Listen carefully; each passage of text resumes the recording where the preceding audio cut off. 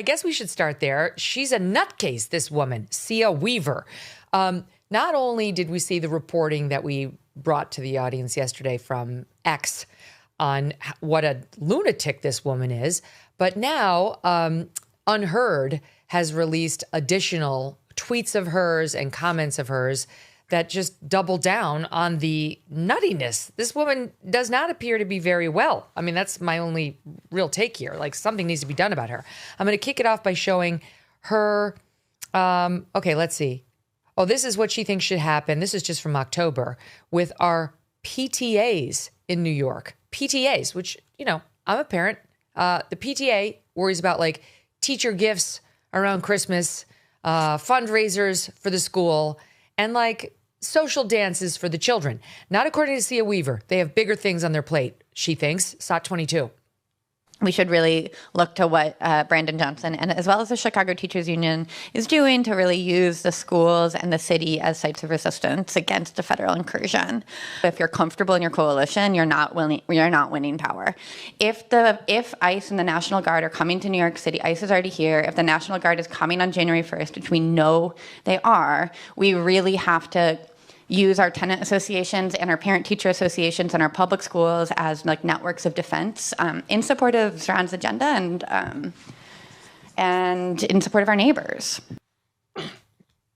Okay, so the PTA needs to be first line of defense against ICE. I'm looking forward to that in New York City. That's going to go swimmingly well. As all of this comes up, she sits down for a radio interview on, I think it was ABC. Yeah, it was a Spectrum News yesterday. And she is asked about Mayor Adams, the now former mayor of New York, about some of his criticism of her lunacy, like property is theft, moving to the suburbs is structural racism. You're not allowed to live in the suburbs, Mark. By the way, she lives in a totally gentrified Brooklyn neighborhood. She is one of the white people who moved into a minority neighborhood and paid too much money, thus increasing the rental and the real estate values, which is racist. And now the Daily Mail reveals that her mother lives in a $1.4 million home down in Nashville and is a teacher at Vanderbilt University and is a gentrifier herself. So she's a hypocrite. And she gets asked about some of her comments, like her home ownership is white supremacy comment on this Spectrum interview on Tuesday. Here's how that went, SOT 23B.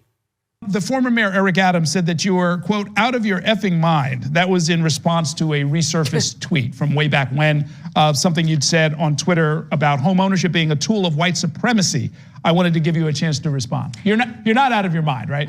I don't think I'm out of my mind. Okay. I think that some of those things are certainly not how I would say things today and are regretful. But I do think my sort of decades of experience fighting for more affordable housing sort of stands on its own. I'm proud to be in this role fighting for stronger tenants' rights. And I think that for many years, people have been locked out of the property market. That has produced a lot of systemic and racial inequalities in our system. And I want to make sure that everybody has a safe and affordable place to live, whether they rent or own. And that is something that I'm laser focused on in this new role. Okay, so it's a timing issue, Mark. She wouldn't say those things these days, but she was young and naive back in like 2020, right, when she described America KKKA as an apartheid state and called for defunding the NYPD.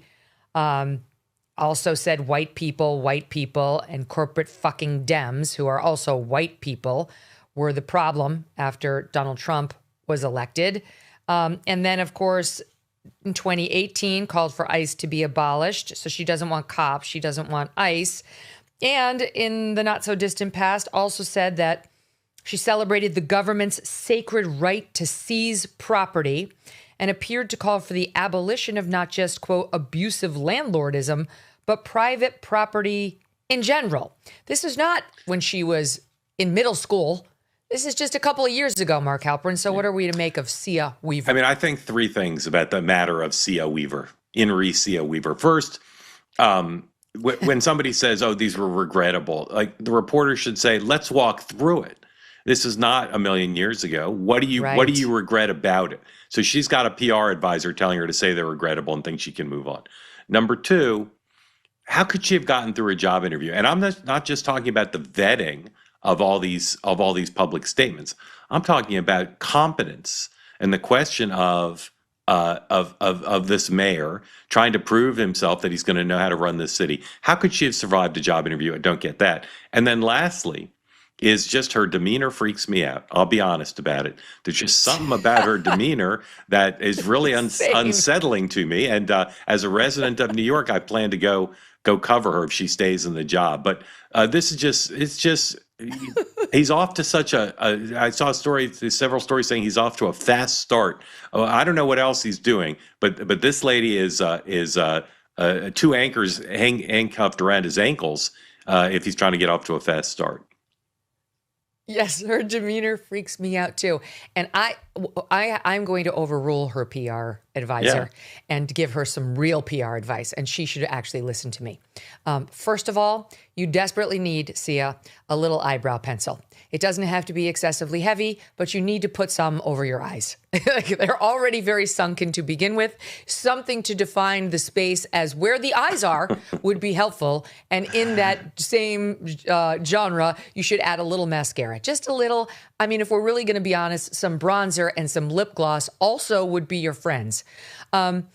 I also have to talk to her about the crying. It's important, Mark. You've been in the public eye. You've been dragged many fucking times.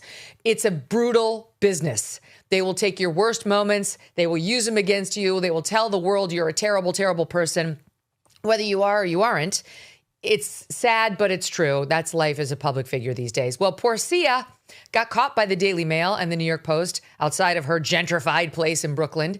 And instead of just saying, guys, whatever, I spoke to this on Spectrum News or go home, she cried, Mark. She cried. You know what I call her now? It's all over the Daily Mail. I call her. What's that? I call her Sad Cea. Sad Cea. She cried on camera with the Daily Mail and the New York Post, and then she ran back inside her apartment. She cried and ran. This is a no. No matter how bad it gets, right? The whole press was telling the world that I was a pedophile lover 2 months ago.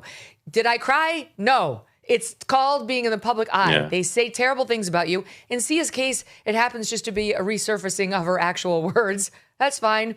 But you don't cry and you don't run inside when the Daily Mail shoves a camera in your face. It doesn't bode well for the long-term prospering of Sad Cea. I do have a sound effect for Sad Cea when she cries. Yeah.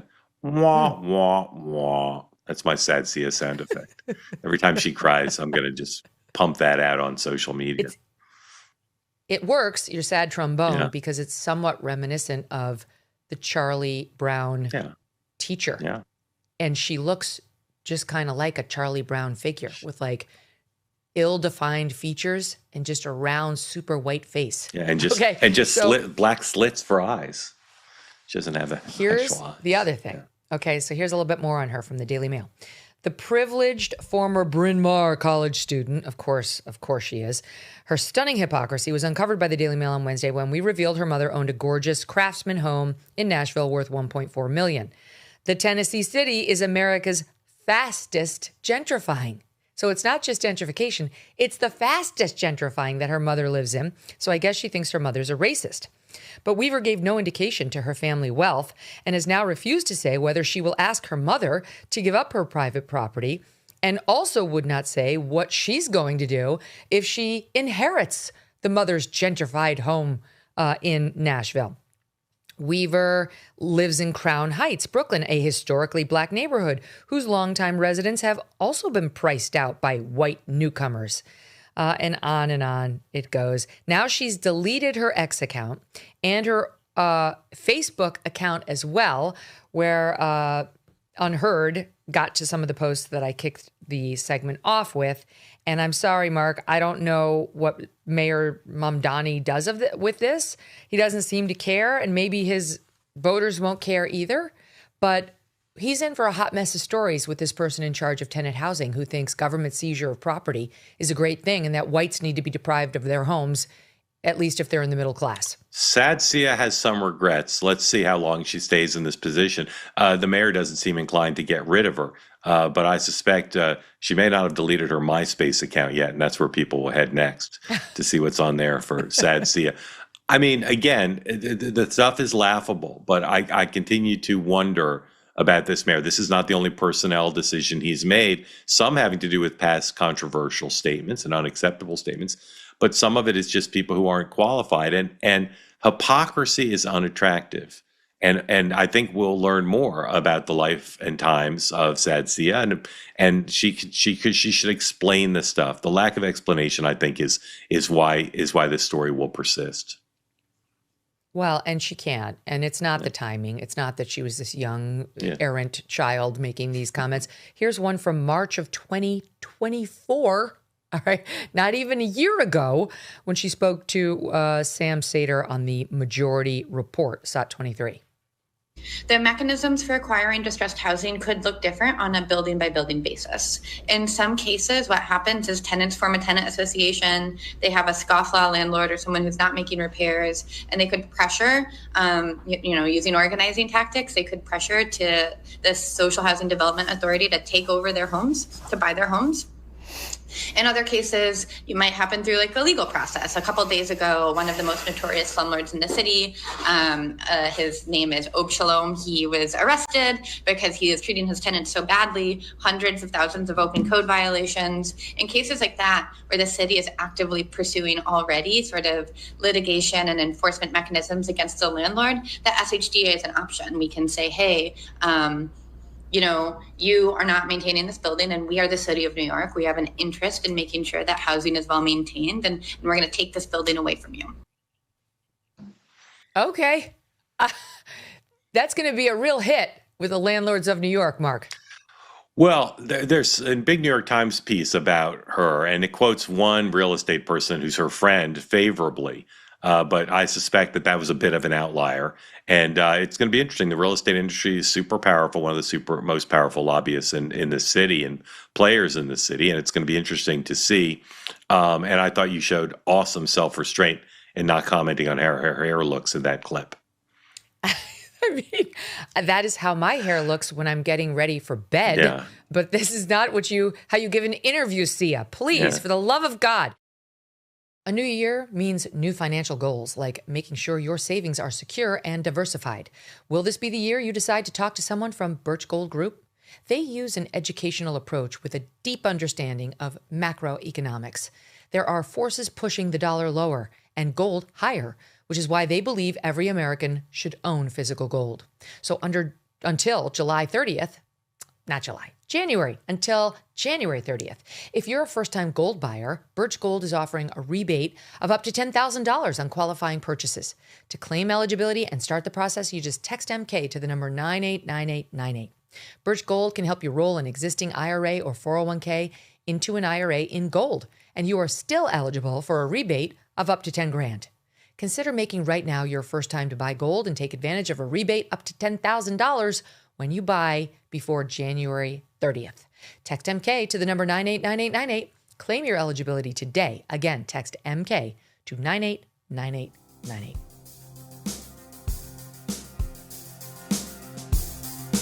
Thanks so much for watching. If you like what you just saw, hit the subscribe button for more clips and full episodes.